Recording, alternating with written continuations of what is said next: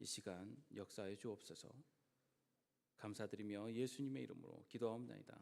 아멘. 할렐루야. 영광으로 이 땅에 오신 우리 예수님을 찬양합니다. 드디어 시작이 되었습니다.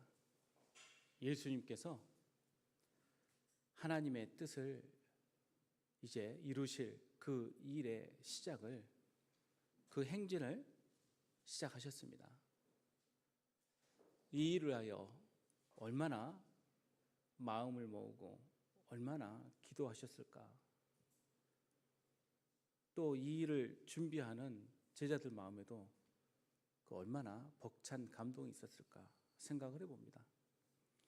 제가 이스라엘에 머무는 때 이 종료주일이 되면 항상 빠지지 않고 감람산 위에 벳바게로 올라가서 그곳에서 출발하는 호산나 행진에 함께 하였었습니다. 교단, 교파 상관없이 예수님을 구주로 믿는 모든 이들이 함께 모여서 감람산 위에서 종려나무 가지와 올리브 가지 또 꽃들을 들고 행진하면서 호산나 찬양을 하는 그 시간이 그렇게 감동이 깊지 않을 수 없었습니다. 그러면서 또 이 시기에 오늘 똑같이 이 행진이 있을 그 자리를 생각하면 또 마음 한쪽이 한편으로는 그리움과 함께 아픔이 전해져 옵니다. 평화의 왕으로 오신 예수님, 그 평화로운 왕을 맞이할 준비가 과연 되어 있는가? 2000년이 훨씬 지나버린 지금까지도 그 땅은 고통으로 또 전쟁으로 신음하고 있지 않습니까? 많은 사람들이 그 땅에서 죽어가고 있지 않습니까? 과연 오늘 호산나 찬양을 부를 수 있을지, 또 그 행진이 과연 예루살렘 성 안으로 들어갈 수 있을지 마음 한편에 참 많은 생각이 겹쳐오는 그런 고민을 함께 해보았습니다. 그 이튿날 명절에 온 큰 무리가 예수께서 예루살렘으로 오신다는 것을 들었습니다. 그 이튿날은 어떠한 날입니까? 우리는 성경을 읽을 때 항상 이 성경 말씀이 단독으로 사건이 있는 것이 아니라 성경의 역사는 이어져 있다는 것을 깨닫게 됩니다. 그 이튿날이라 하는 것은 바로 그 전날 벌어진 사건을 주목하도록 하고 있지 않습니까? 그 이튿날이라는 날은 유월절 엿새 전, 바로 나사로의 집에 있었던 사건을 이야기합니다. 그 전날 베다니에서 예수님께서는 나사로와 마르다와 마리아와 함께 시간을 가지시면서 이 예루살렘 입성을 준비하셨습니다. 그리고 이제 십자가의 행진을 시작하려고 하는 그 시기에 마리아는 지극히 순전한 나드 향유를 가져다가 예수님께 부어드렸습니다. 그 사건은 굉장히 놀라운 사건이었고 예수님께서는 이 일을, 예수님의 그 사건, 십자가를 준비하기 위한 하나님의 뜻과 계획이 담긴 사건이라고 선언하셨습니다. 바로 그 자리에 유대인들, 수많은 유대인들이 예수님 계시는 그 베다니로 몰려왔다라고 성경에서는 기록을 하고 있습니다. 유대인의 큰 무리가 예수님을 보려고 몰려왔고 예수님께서 특별히 살리신 나사로를 보기 위해서 몰려왔다라고 성경에서 기록을 하고 있습니다. 그래서 대제사장들과 예수님을 잡기로 한 사람들이 예수님만 잡는 것으로 그치지 않고 나사로까지 죽여야겠다라는 계획을 세웠다라는 그 내용도 함께 나와 있습니다. 바로 그 다음 날입니다. 즉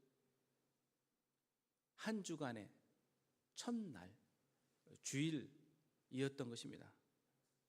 이날 주님의 날, 지금 우리는 이 날을 주님의 날로 부르죠. 이 첫날을요. 명절을 따라서 온 큰 무리가 예루살렘으로 들어오고 있을 바로 그때입니다. 그 명절은 어느 때입니까? 유월절을 말을 합니다. 그 유월절을 맞이하기 위한 순례계 그 행진이 함께 벌어지는 그 자리에 예수님께서 예루살렘으로 들어오시는 행렬이 이어지고 있는 것입니다. 마가와 마태복음에서는 이 행진을 하는 무리들을 뭐라고 표현하고 있냐면 예수님과 동행하여 따라오는 무리라고 말을 하고 있습니다. 그러니 아마 여리고에서부터 시작해서 예루살렘으로 몰려 들어오는 바로 순례객의 무리였던 것으로 보여주고 있고요. 또 누가복음 19장에는 제자의 온 무리라고 말씀함으로써 예수님을 에워싸고 따라오는 그 무리들이 바로 예수님을 따르는 무리임을 또 설명을 하고 있습니다. 그런데 요한복음에서는 더 자세하게 유월절을 지키러 온 순례자들로 표현을 하고 있습니다. 그러니 명절에 온 큰 무리가 바로 그 표현인 것입니다. 이러한 표현을 상세하게 부기하고 있는 이유는 곧 있을 예수님에 대한 기소, 그리고 예수님에 대한 비방을 하는 무리들과 이 환영하는 무리들을 아무래도 분리시키려는 의도가 있는 것이 아닌가, 저는 그렇게 읽어지게 됩니다. 많은 사람들이 이렇게 그 종려나무 가지를 들고 예루살렘으로 입성하신 예수님을 환영했던 그 사람들이 얼마 있다가 불과 일주일 만에 마음을 돌려서 예수님을 죽이라고 외쳤던 사람들로 바뀌었다라고 설명을 많이들 하곤 합니다. 근데 그 일부는 그럴 수도 있습니다. 그러나 이런 표현에 의하면 그때 모여서 예수님을 비방하고 고소고발하면서 빌라도의 법정으로 가서 외쳤던 무리는 바로 대제사장들과 바리새인들 그리고 그들에게 사주를 받은 유대인들의 한 무리라고 생각되어집니다. 그래서 모든 유대인들에게 이러한 책임을 넘기는 것은 그건 좀 과한 일이 아닌가. 그리고 또 어떻게 보면은 너무 이 성경 본문의 그 이야기가 조금 좀 빗나가고 있지 않는가라는 생각도 또 듭니다. 성경에 보면 유대인들이라고 말을 했을 때 분리시켜서 이해되게끔 쓰여지는 부분들이 있어요. 즉 예수님 당시 이스라엘 사람이라고 말을 하면 12지파 사람들이 다 있었던 그 시대가 아닙니다. 10지파는 이미 흩어져서 사라져 버렸고 베냐민 지파와 유다 지파 이렇게 이 두 지파가 귀환하여서 그 가문을 또 지파를 보존하고 살았기 때문에, 그리고 그 사람들이 살았던 중심 지역이 유다 지역이었기 때문에 이들을 이제 통틀어서 뭐라고 부르기 시작했냐면 유대인 이렇게 부르기 시작했던 것입니다. 근데 유대인들이 유대 지역만 머물러 산 것은 아니죠. 갈릴리에 살았던 사람들도 마찬가지로 유대인이었고 또 요단 동편에 살았던 사람들도 유대인이었죠.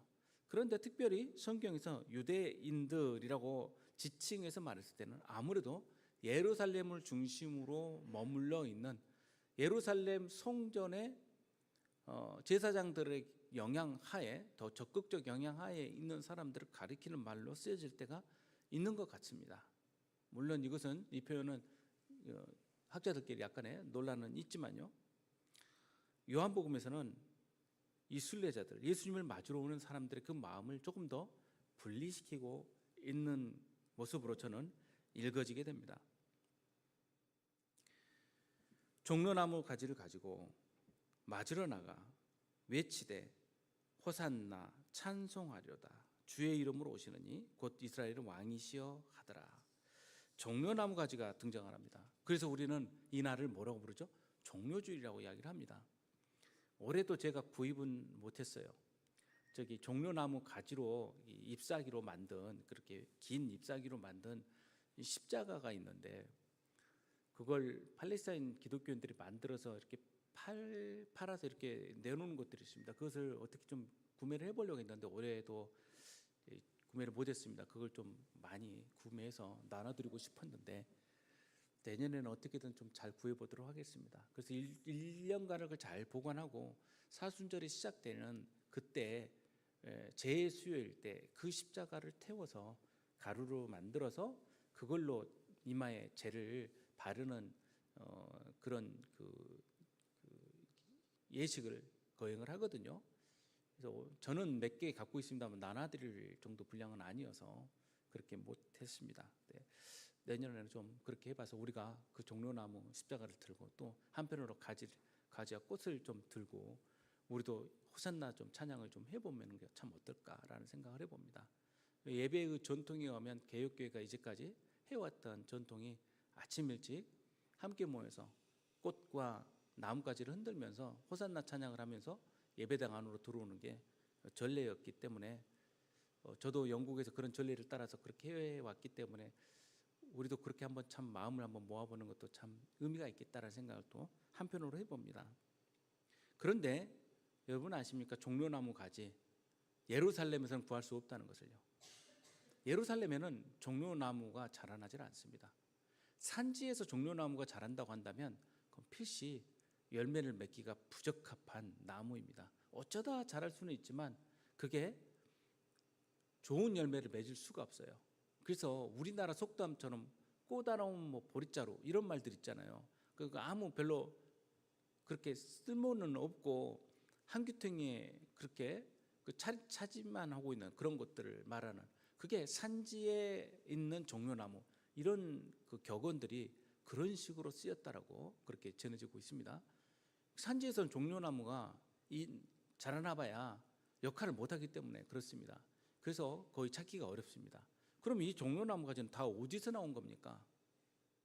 그래서 일단의 학자들은 이 종려나무를 들고 행진했던 종려주일이 예수님의 순환과 관련된 그 유월절 기간에 벌어진 사건이 아니라 특별히 초막절과 관련된 절기에 일어난 사건이 아닌가 이렇게 보는 학자들도 있습니다만 받아들여지고 있지는 않습니다. 왜 그러냐면 초막절에는 종려나무 가지를 얻어다가 그걸로 온 초막을 꾸미는 그러한 준비를 했기 때문에 구하기가 쉬웠죠. 그러나 이때는 그런 게 없기 때문에 구하기가 어려웠을 거란 말이에요. 그럼 어디서 왔냐는 거예요. 아마도 종려나무 가지는 다 전부 여리고에서 올라왔을 겁니다. 여리고란 뜻이 종려나무의 성읍이란 뜻을 가지고 있습니다. 지금도 가보면 그곳에 있는 종려나무가 어마어마합니다.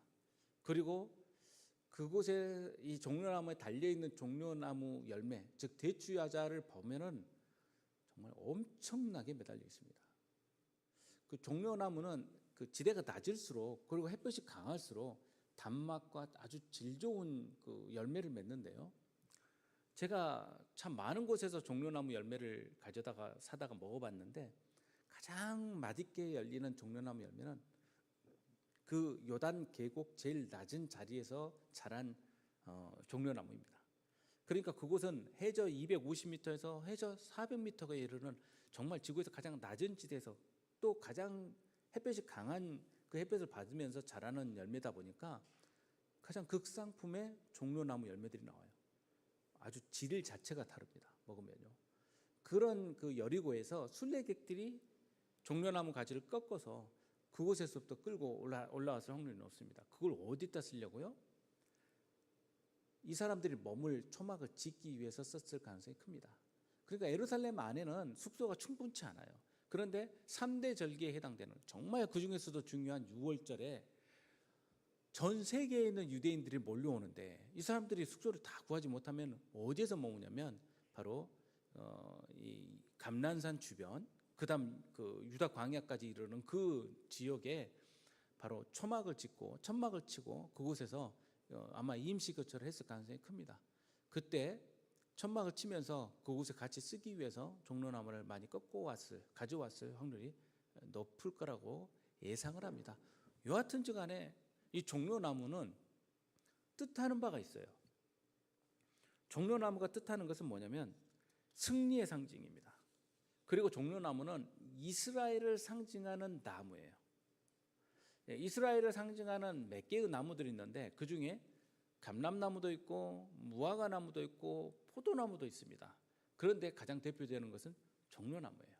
그래서 이스라엘에 잠깐 독립하는 시기들마다 이스라엘을 나타내는 동전 안에 상징되는 그 나무로 꼭 들어가는 게 있었는데 그게 종려나무입니다. 그래서 로마군이 이 유대인들을 몰살을 그들의 독립의 의지를 꺾었을 때 기념으로 만든 주화에도 뭐가 들어갔냐? 종려나무가 들어가 있고 등 돌리고 있는 사람의 모습이 거기 안에 들어가 있는 것이 현재도 많이 발견이 됩니다. 종려나무는 승리의 상징이면서 또 하나는 생명의 상징입니다. 종려나무가 얼마나 생명력이 강하냐면 나무가 밑둥이 불에 타도 위에 그 꼭지 부분에 나뭇가지 하나만 이렇게 순이 하나 나면은 바로 살아서 다시 자라나는 것을 볼 수가 있어요. 굉장한 생명력을 가지고 있습니다. 그래서 종려나무는 부활의 상징이기도 하죠. 이 종려나무 가지를 들고 사람들이 모여서 호산나를 외치면서 주님을 찬양합니다.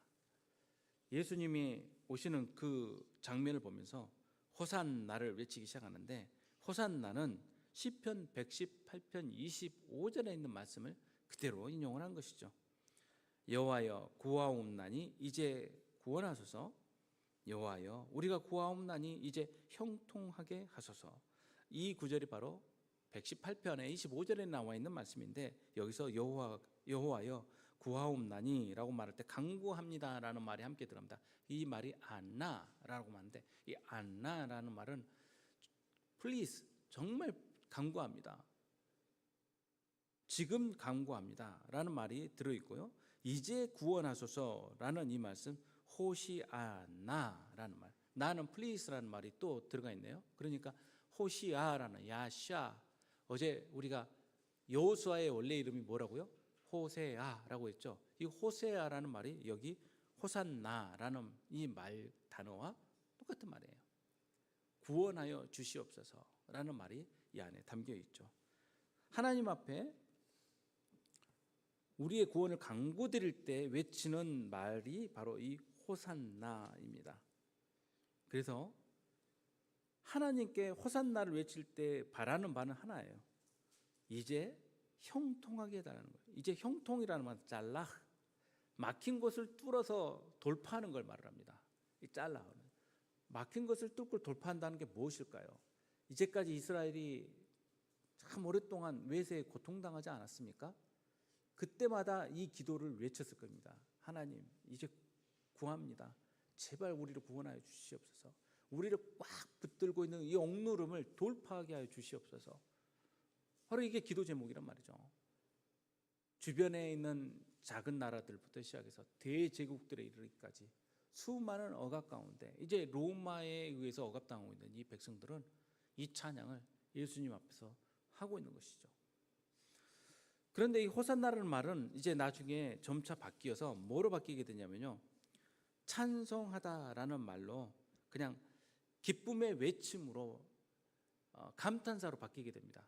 마치 오늘날 원래 아멘이라는 말이 그렇게 될 줄로 믿습니다라는 기도의 용어였던 것이 이제는 교회 안에서 어떻게 쓰여집니까? 아멘은 그냥 우리 기분 좋으면 무조건 아멘이에요. 그렇죠? 그래서 이게 화답하는 그 어떻게 보면 감탄사로 주로 많이 이제는 쓰여지게 됩니다. 목사님들이 무슨 말만 하시면 그냥 뒤에서 아멘이잖아요. 그게 성경 구절과 상관이 있든 없든 간에요. 그래서 뭐 집회에서도 아멘이에요. 무조건 뭐 하면요. 썩 좋아 보이지는 않습니다. 그 뜻을 좀 웬만하면 생각을 하고 썼으면 좋겠는데, 그리고 하나님을 부르는 호칭도 마찬가지죠. 그냥 자기도 모르게 감탄사 내지는 탄식으로 나올 때가 많아요. 아버지라는 말이 그렇잖아요. 뭐 조금만 하면 아버지 그렇잖아요. 어제 뉴스에도 나오더라고요. 그분 밖으로 나올 때 밖에서 뒹굴면서 아버지 하면서 기절했대요. 한 분이. 그분이 외치는 아버지는 누구실지 참 궁금합니다. 말이 안 나오려다가 또 나오게 됐네요. 뉴스에 또 갑자기 이거 나오다 보니까요. 네. 호산나, 하나님께 간구하는 기도. 이 기도 안에 바로 그분이 오실 그분에 대한 기대와 소망이 깔려 있죠. 호산나에는 이제 이스라엘을 그 억압 가운데서 돌파하게 만들 구세주를 위한 기대가 들어가 있습니다. 사람들은 이제 예루살렘으로 들어오시는 예수님을 이러한 구세주의 대망을 이루실 분으로 그렇게 바라보게 된 것입니다. 그런데 참 희한하게요, 예수님께서 들어오시는 모습을 보십시오. 예수님은 14절에 보면 예수는 한 어린 나귀를 보고 타시니 라고 나옵니다. 다른 복음서에서는 어떻게 예수님께서 이 어린 나귀를 타셨는지에 대한 상세한 내용이 부기되어 있어요. 근데 요한은 바로 이 드라마를 이렇게 끌고 올 때 다른 곳에 시선을 빼앗기지 않도록 그냥 예수님의 모습을 그 이튿날에서 끌고 와서 바로 그 나귀를 타고 입성하시는 모습으로 그냥 카메라를 갖다 댑니다. 중간에 다른 생각할 틈이 없이 만들고 있죠. 제자들에게 예수님께서 부탁하셔서 그곳에 가면은 어린 나귀가 매 있을 것이고 선생님이 쓰신다는 말씀을 하면은 풀어줄 것이다. 뭐 여타 등등 그런 이야기가 전혀 없어요. 여기서 그냥 어린 나귀를 보고 타셨다라고 나옵니다. 그 어린 나귀라고 나와 있는 이 나귀라는 표현을 보면 예수님께서 어떤 모습으로 들어오셨는지를 우리가 상상할 수 있습니다. 여호와의 이름으로 오시는 이여. 바람이 좀 세죠? 예. 오늘 바람 부는 고가지 모습을 보니까 이 시기에는 아니고 가을 우기 시기에는 그 갈릴리에 돌풍이 부는데 그때 보면은 여러분 갈릴리는 호수인데도 정말 풍랑이 일어요. 파도가 치고요. 예, 아주 엄청납니다. 그 밑으로 들어오는 그 모습들을 보면요. 약간 갈릴리풍의 바람이 부는 것 같아서 보면서 오늘 아침에 제가 이렇게 고가지를 보면서 갈릴리를 한참 묵상을 했습니다. 하나님께서 이렇게 좋은 고가지를 주셔서 참으로 감사합니다 라는 생각을 하게 될 때가 있어요. 예. 바람이 굉장히 세네요. 오늘 조심하십시오. 몸 가벼운 분들. 예. 특히 우산 펴지 마세요.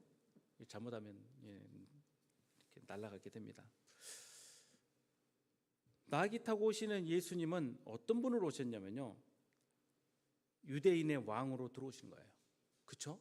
그런데 유대인을 왕으로 오시는 예수님께서 어린 나귀를 타셨어요.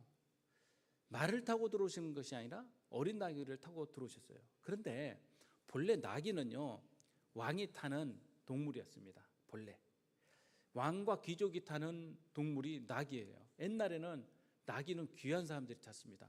말이 타기가 사실 쉽지 않아요. 너무 높아. 그래서 한번 타려면 뭐 받침도 필요하고 또 발로 밟고 올라가는 것도 힘들고 또 이 녀석이 또 뛸 때마다 들썩들썩 하는 것도 굉장히 좀 힘듭니다.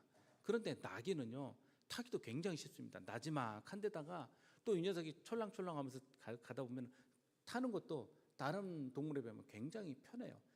그래서 이 팔레스타인 지역 가면 애기들부터 시작해서 주로 타고 다니는 그 교통편이 뭐냐면 이 나귀예요. 지금도.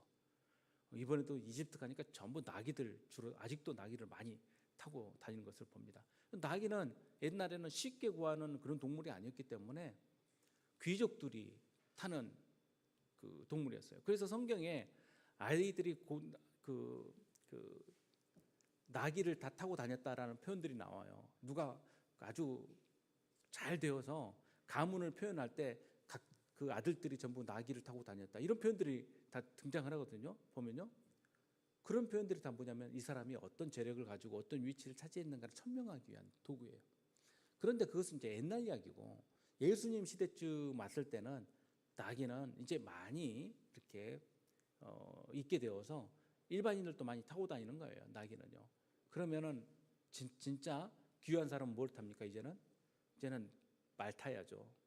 누구나 타는 것은 값진 게 아니잖아요. 다 자전거 타는 동네에서는 모닝만 타도 대단한 사람이겠지만 모두 다 그랜저 이상 타는 곳에서 모닝을 타는 것은 아니지 않나요? 예. 제가 괜히 차종을 이야기해서 죄송합니다. 혹시 모닝 타는 분 계시면 상처가 없으시길 바랍니다. 예. 그런 뜻으로 드린 말씀이 아니다. 말하다 보니까 조금 말이 잘못 나간 것 같습니다. 차종을 말하는 게 아닌데 제가 예, 저는 옛날에 정말 티코만 있어도 너무 좋겠다. 티코 탄 사람 그거 정말 부러울 때가 있었어요. 예, 그런데 이제 나중에 보니까 또 그것도 아니더라고요. 살다 보니까요. 예. 자, 나귀를 타셨다는 것, 이것은 애언의 성취입니다. 다른 뜻이 아니에요. 이 어린 나귀를 타셨다라는 말씀 15절에 보면 이는 기록된 바 시온 따라 두려워하지 말아라. 보라, 너의 왕이 나귀 새끼를 타고 오신다 함과 같더라. 왕으로 표현되어 있죠. 왕. 이 말씀은 13절에도 역시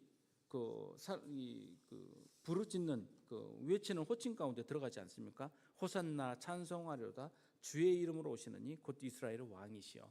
이 이스라엘의 왕이라는 호칭이 바로 어디서 오냐? 바로 이 15절에 있는 말씀을 인용된 말씀 가운데 들어있죠. 이 인용된 말씀은 마태복음하고 요한복음에서만 이 말씀이 인용되는데 스가랴서 9장 9절에 대한 인용이에요. 스가랴서 9장 9절에 시온에 따라 크게 기뻐할지어다 예루살렘에 따라 즐거이 부를지어다 보라 내 왕이 내게 임하시나니 그는 공의로우시며 구원을 베푸시며 겸손하여서 나귀를 타시나니 나귀의 작은 것 곧 나귀 새끼니라. 시온의 딸 누구를 말할까요? 바로 시온은 예루살렘을 뜻하기 때문에 예루살렘을 중심으로 있는 바로 유다 사람들을 이야기하겠죠. 그리고 너의 왕이 나귀 새끼를 타고 오신다라고 말씀하는데 이 나귀 타고 오시는 그 왕은 어떤 분이시냐면 첫째 짜디크 공의라는 말이 있는데 이 공의는 공정하신 분이에요. 그러니까 사람의 형편과 여건에 따라서 달라지는 분이 아니죠. 그리고 이분은 어떤 분이냐면 호산나라는 말에 달려있는 것처럼 야샤 구원을 베푸시는 분이에요. 구원자로 오시는 분이에요. 이제 막힌 모든 것을 뚫고 구원하실 분이십니다. 그런데 이분은 특이하게도 겸손하신 분이에요. 짜디크 공의는 어떤 분이 이거에 해당이 되냐면요, 강한 능력과 힘이 있어야 가능해요. 공의를 베풀고 구원을 베풀 사람은 강한 힘과 권력과 권능과 권세와 또 재물과 이 모든 것을 갖추고 있는 사람이죠. 그런 분이 겸손이라는 말과 어울립니까? 물론 인품을 말하는 것이라면 또 그럴 수 있겠습니다. 그분이 하시는 모든 부분이 겸손에 담겨 있어요. 여기서 겸손이라는 말은 아니라는 말인데 이 아니라는 말은 매우 가난하다는 뜻이 들어있어요. 그러니까 앞에하고 앞뒤가 좀 안 맞잖아요. 왜 겸손하냐면 가난하니까 없으니까 형편이 안 되니까 겸손해지는 거예요. 그냥 가장 낮은 자리로 이 땅에 오신 예수님을 표현하는 표현이 바로 이 아니에 들어있어요. 그래서 이 아니라는 말이 담겨있는 동네가 있는데 베단입니다. 베단이라는 동네 이름은 바로 겸손의 집, 가난한 사람들의 집이라는 뜻이 들어있어요. 예수님께서 베다니에서 그 전날 마리아에게서 향유를 받으시고 그리고 이 행진을 시작을 하시죠. 어떻게 보면은 이 안이 이렇게 의미들이 서로 따로 있는 것처럼 보이면서도 연결이 되어서 흘러가고 있습니다. 예수님의 왕 되심은요, 이 사람들이 생각하는 왕 되심과는 굉장히 달라요. 그러니 이 말이 표현이 돼. 나귀는 뭘 표현하냐? 유대인들이 생각했던 이제까지 왕의 모습과는 다른 말씀의 성취자로서의 구세주를 이야기하고 있어요. 유대인들은 어떤 왕을 원했냐? 돌파해서 무찌르고 그리고 이것을 다 그냥 힘으로 걷어내 주실 분을 원했던 거예요. 그럼 예루살렘으로 예수님께서 많은 사람들의 환호를 받고 들어가실 때 제자들 또한 흥분된 가운데 이제 그 나라가 도래되었다라고 생각을 했을 겁니다. 이 많은 사람들과 함께 힘을 합쳐서 예수님의 권능과 능력과 이 사람들의 지지를 같이 합쳐서 곧 유대는 해방될 것이라고 생각을 했을 거예요. 그러나 이 표현에 나귀를 타셨다라는 표현은 그런 힘과 권력, 이것을 통해서 이루시는 일이 아닌 것을 보여주고 있는 것입니다. 그래서 빌라도가 예수님께 묻죠. 네가 유대인의 왕이냐? 그런데 요한복음 18장 36절에 예수님께서 이렇게 말씀하십니다. 내 나라는 이 세상에 속한 것이 아니니라. 만일 내 나라가 이 세상에 속한 것이었더라면 내 종들이 싸워 나로 유대인들에게 넘겨지지 않게 하였으리라. 이제 내 나라는 여기에 속한 것이 아니니라. 예수님께서 이루실 나라는 그 유다의 회복, 그런 극히 작은 일부분의 구원을 위해서 이 땅에 오신 것이 아니에요. 그런데 유대인들은 뭘 원했냐라면 예수님을 왕으로 삼고자 했던 일이 이전에도 있었죠. 오병이어 기적이 베풀어질 때 예수님을 왕으로 삼고자 사람들이 찾으러 다니지 않았어요? 강제로 예수님을 왕으로 삼고자 했을 때 예수님께서 거부하지 않으셨습니까? 유대인들은 메시아가 이스라엘 나라를 다시 세울 다윗의 현현으로 생각을 했겠지만 예수님은 단지 유대 민족을 구하러 오신 분이 아니고 흩어진 하나님의 자녀, 곧 이방과 열방을 위해서도 예수님께서는 이 구원을 이루시는 분이십니다. 요한복음 10장 15절과 16절에 이렇게 말씀하십니다. 아버지께서 나를 아시고 내가 아버지를 아는 것 같으니 나는 양을 위하여 목숨을 버리노라. 또 이 무리에 들지 아니한 다른 양들이 내게 있어 내가 인도하여야 할 터이니 그들도 내 음성을 듣고 한 무리가 되어 한 목자에게 있으리라. 우리에 들지 아니한 양들은 누굴 말합니까? 바로 유다인이 아닌 이방 사람들을 말씀하고 있는 것이죠. 그리고 그들이 아는 왕은 백성들의 재물과 힘을 통하여 자신의 권력을 쌓는 사람입니다.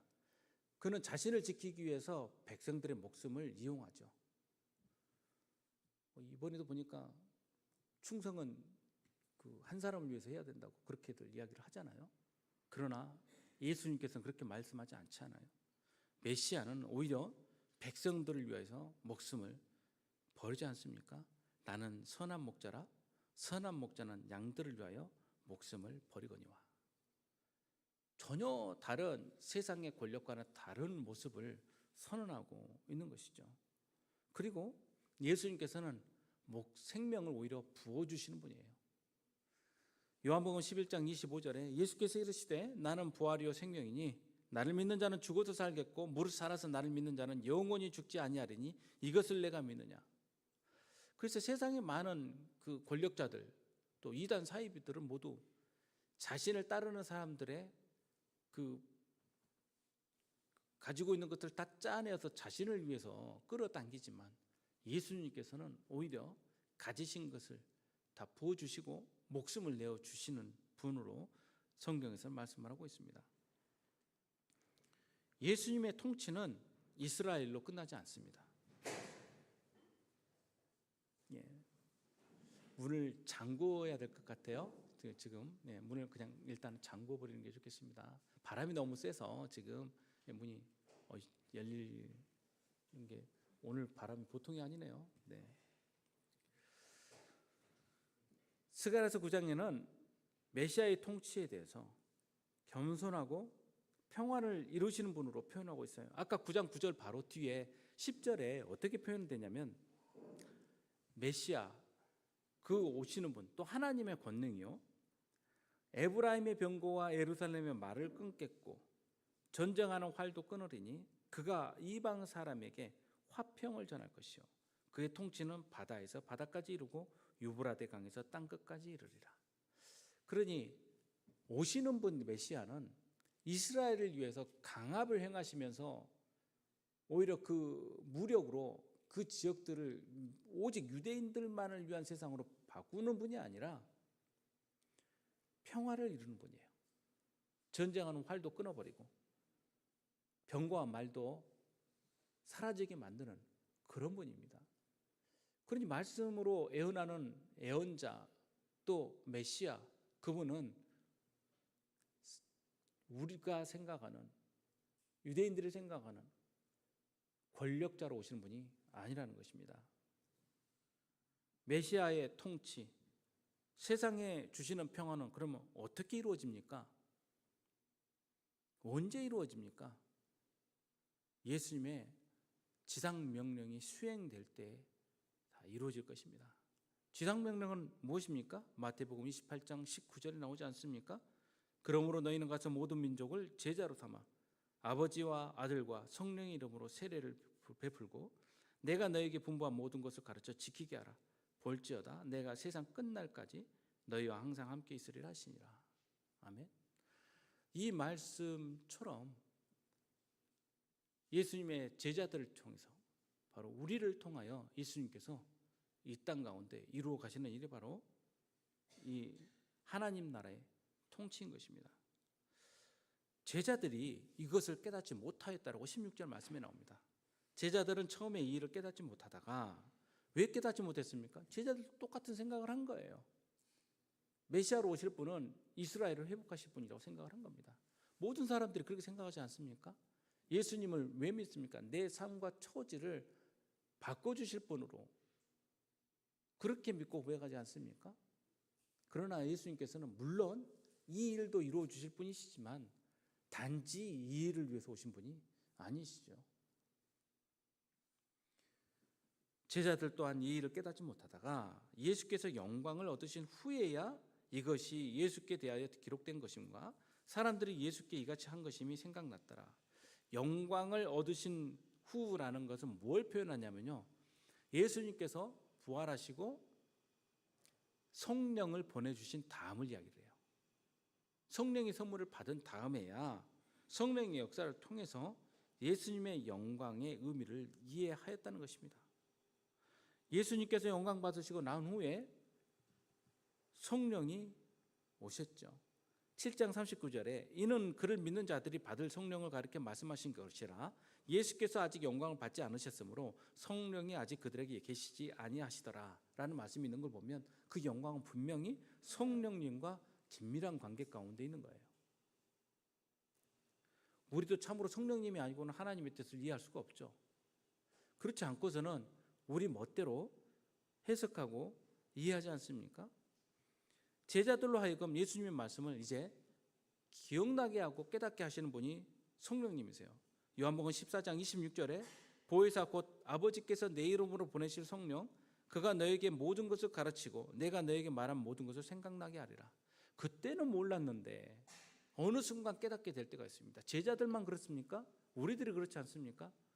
어느 때 그때는 몰랐는데 그 말씀의 뜻이 무엇인지 지나고 난 뒤에 어느 순간 성령님의 감동으로 우리가 그 뜻을 명확하게 이해할 때가 있지 않습니까? 나사로를 불러내어 죽은 자 가운데서 살리실 때 함께 있던 우리가 증언합니다. 증언자가 참 중요해요. 이 증언 때문에 무리 함께 있던 무리들이 증언을 하였기 때문에 그 사람들이 예수님에 대해서 예수님이 누구신지를 더 극적으로 알게 된 것 아닙니까? 목격자들의 증언은 그 순간 끝나는 것이 아니라 이후로도 계속되고 있는 것을 이 표현 가운데 볼 수가 있습니다. 이에 무리가 예수를 맞으면 이 표적 행하심을 들었음이로라. 왜 예수님을 그렇게 많은 사람들이 메시아로 호산나를 찬양하면서 맞이하였냐면 나사로의 부활을 보았기 때문이에요. 그 증언을 들었기 때문입니다. 나사로의 부활은 뭘 말합니까? 죽음을 이기고 승리하신 분으로 예수님을 증언하고 있는 것 아닙니까? 우리 삶 가운데 가장 크고 우리를 막히게 만드는 일이 무엇입니까? 죽음의 문제 아니에요? 그 많은 것들이 있으면 대체 그게 무엇입니까? 어제도 뉴스에 보니까 그 스페인인가? 거기에 그 재력가, 큰 기업의 재력가가 그 뉴욕에서 가족들과 함께 뭐 헬리콥터 타고 그 관광 나섰다가 헬기가 추락해서 엄청난 갚으던데 전 가족이 그냥 그날 다 이렇게 죽게 되었어요. 뉴스에 참 크게 나왔어요. 일반인들이라면 그렇게 뭐 사고가 났다고 크게 나오지 않았겠죠. 전 세계 뉴스에. 그 많은 재산이 무슨 소용이 있겠어요? 우리는 그럼에도 불구하고 이 땅에서 돌파해야 될 일들 때문에 예수님을 향하여 부르짖습니다. 바리새인들이 이제 나섭니다. 볼지어다 너희 하는 일이 쓸데없다. 보라 온 세상이 그를 따르는도다 하니라. 이제 대적자들조차도 이런 고백을 스스로 하게 됩니다. 너희 하는 일이 쓸데없다라는 말이 무슨 말일까요? 내가 하는 일도 쓸데없다라는 그 우리가 하는 일도 결국 쓸데없게 되겠구나라는 그 자평하는 내용 아니겠습니까? 이제 그들이 준비하는 모든 일도 쓸데없이 될 것입니다. 온 세상이 그를 따르는다라는 말도 결국 이루어지고 있는 일이죠. 세번역 성경에서는 그래서 이제 다 틀렸어라는 말로 번역을 했습니다. 이제 예수님께서는 만왕의 왕으로 예루살렘에 들어오시게 되었습니다. 그리고 이제 고난의 길을 시작하십니다. 그 영광을 뒤에 두시고 가장 낮은 자리에서 가장 고통스러운 길을 걸으시면서 십자가를 향해서 나아가게 됩니다. 성도 여러분, 우리는 예수님을 왜 믿습니까? 예수님을 어떤 분으로 기대하면서 예수님을 찾습니까? 예수님은 만왕의 왕이시면서 우리의 구세주이십니다. 우리를 단지 이곳에서 이루어지고 있는 일들을 해결하는 해결자로만 오신 것이 아니라 우리를 죄에서 구원하시고 우리에게 영원한 생명을 약속해 주시기 위해서 이 땅에 오신 분입니다. 이제 거룩한 한 주간이 시작이 되었습니다. 우리 또한 예수님과 함께 발을 맞추어서 예루살렘으로 들어가기를 원합니다. 그리고 골고다를 향하여 시선을 들기를 원합니다. 예수님께서 우리에게 들려주시고자 하신 그 음성을 함께 듣기를 원합니다. 이 한 주간 우리가 마음을 다하여서 참으로 나의 죄를 깨끗게 하시고 나를 구원하러 오신 예수님을 바라보면서 구세주로서